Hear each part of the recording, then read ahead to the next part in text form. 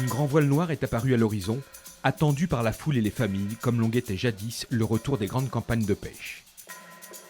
Pour rehausser d'un dernier plaisir marin leur prestige, Bernard Stamm et Jean Le Cam ont bientôt hissé le SPI pour le dernier mille.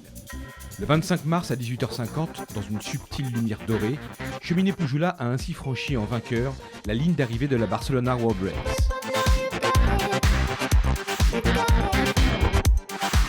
Après 84 jours, 5 heures et 50 minutes de mer, après avoir parcouru la planète et les océans par les 3 caps, après avoir avalé 51 763 km à la moyenne de 13 nœuds 8.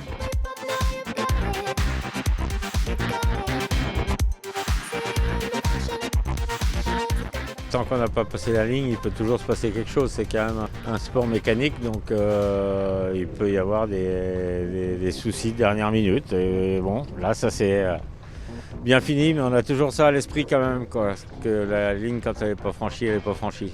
Ça, il ne faut jamais oublier. On a eu un sud très venté. On a eu du vent quasi tout le temps. Et on s'est dit, on arrive là et puis on reprend 35 nœuds auprès. Et finalement, ça passe. Et puis on finit par mettre le SPI et puis arriver. Et puis c'est nickel.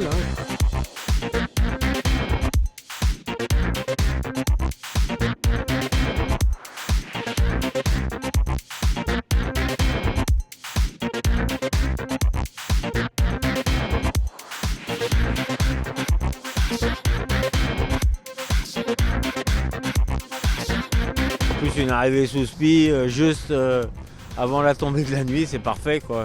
On peut pas rêver mieux, beau temps. Ouais. Ah ouais, regarde, il fait beau là et puis voilà, les nuages sont bien, il y a des nuages. Ça s'est plutôt bien passé quasi tout le long. On est parti d'ici, c'était un beau départ, quoi. Et après on arrive, c'était une belle arrivée. Et voilà, on est content, quoi. Heureux, quoi. Parti le 31 décembre de la capitale catalane, Bernard Stamm et Jean Le Cam sont passés en tête de la course le 16 janvier dans l'Atlantique Sud. Irrésistible, le duo helvético-français a mené les débats jusqu'à leur terme. Leader pendant 68 jours, tous derrière et eux devant. En tête dès les premières heures de course, le 31 décembre, Cheminée Poujoula franchit le détroit de Gibraltar le 2 janvier, en 3e position, derrière Hugo Boss et Neutrogena. Le peloton de tête reste groupé. Le duo Stamm-Le Cam glisse un temps à la 4e place derrière Gaes dans l'Atlantique Nord, mais repasse en 3e position pour franchir l'équateur le 12 janvier, moins de 3 heures après le leader Hugo Boss, lequel démate et abandonne 3 jours plus tard à la latitude de Salvador de Bahia. Si Neutrogena pointe son bout dehors en tête pendant quelques heures, Cheminée Poujoula s'affirme en leader le 16 janvier. Alors que Gaes décroche, Bernard Stamm et Jean Le Cam font parler leur expérience dans la délicate zone de transition de l'anticyclone de Sainte-Hélène. Le 25 janvier, ils sont pointés à la longitude du cap de Bonne-Espérance avec une dizaine d'heures d'avance sur Neutrogena, sur lequel ils vont porter leur avance à 300 000 dans l'océan Indien, malgré des problèmes de girouette, un début d'arrachement du rail de grand voile et des soucis de hook de Génois comme de Solent. Contraint de ralentir pour éviter une trop copieuse dépression tropicale avant de passer à la longitude du cap Lewin le 6 février, Cheminée Poujoula est finalement débarrassé, 5 jours plus tard, de la menace Neutrogena. En panne de générateur et privé d'énergie, Guillermo Altadil et José Munoz sont contraints à une escale technique en Nouvelle-Zélande. À l'attaque du Pacifique, l'équipage helvético-français possède ainsi 1000 nautiques d'avance, un viatique qu'il va gérer au métier sans jamais lever le pied. Le 25 février, Cheminée Poujoula double Cap Horn après 55 jours de mer. Pas mal, ça se fait. Le 3 mars, il coupe l'équateur et fait son retour dans l'hémisphère nord. Enfin, Bernard Stamm et Jean Le Cam franchissent le détroit de Gibraltar le 22 mars et s'imposent 3 jours plus tard à Barcelone, alors que leurs poursuivants immédiats ne sont pas encore revenus en Méditerranée.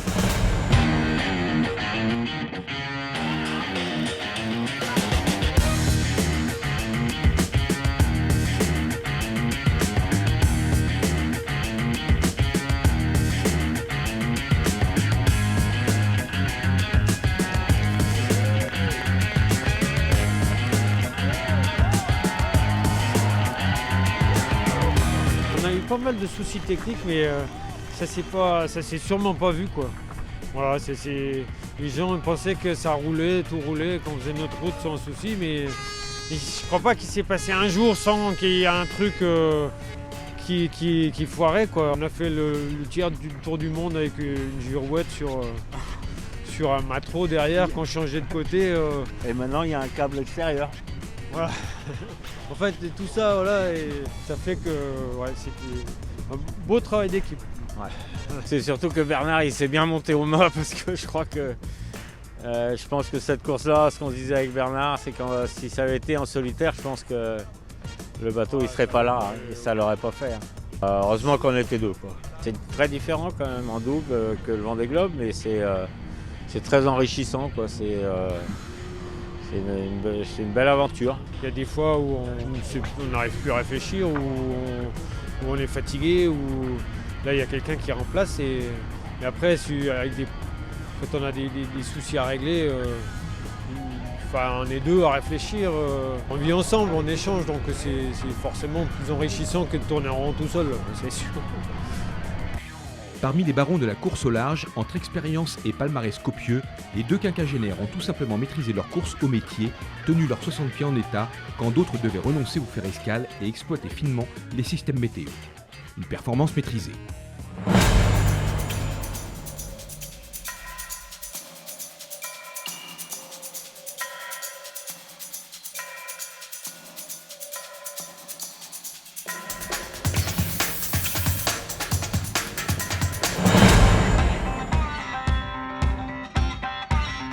Un bateau à quai, 6 autres encore en course, lesquels rendent hommage aux vainqueurs sur les ondes.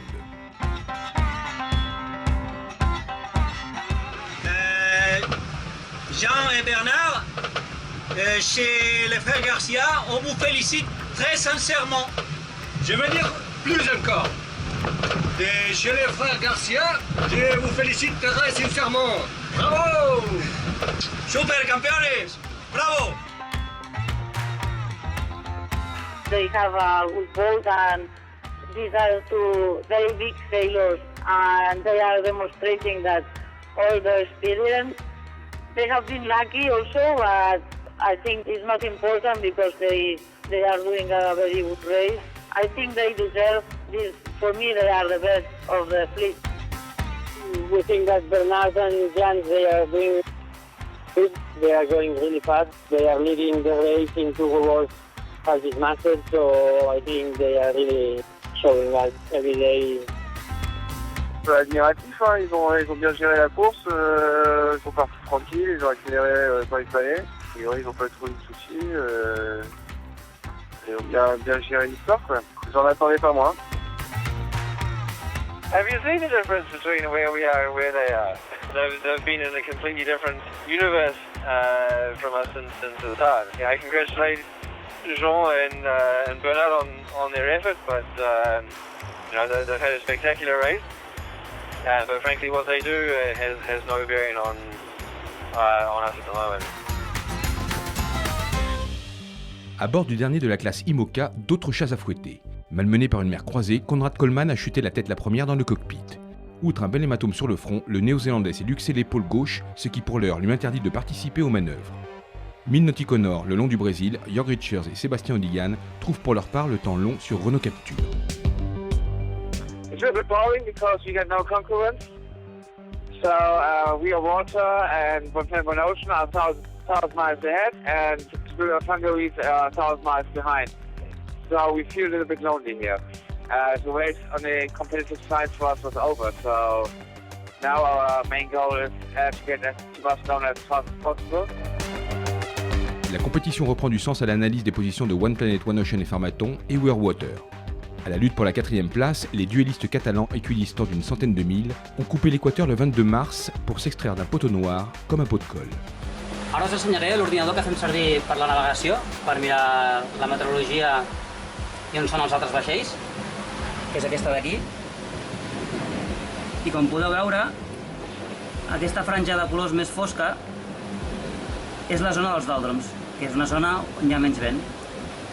Aleshores aquí tenim el We Are Water i aquí estem nosaltres, que estem intentant creuar aquesta zona i que un cop la deixem doncs ja tindrem els vents de nord-est per acostar-nos cap a Gibraltar.